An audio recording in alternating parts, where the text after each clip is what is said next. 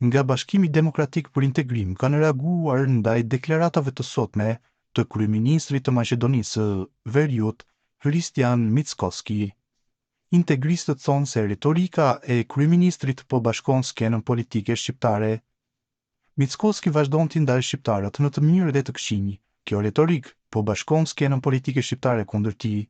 Kryeministri Mickoski në paraqitjen e tij të fundit publike sërish u përfshi në një retorik të rrezikshme ndarjeje dhe diskriminimi, kësaj radhe e drejtuar ndaj shqiptarëve, në vend që të përshëndrohet në reformat që i premtoi në afrimin drejt Bashkimit Evropian, stabilitetin ekonomik dhe respektimin e ekuilibrit etnik.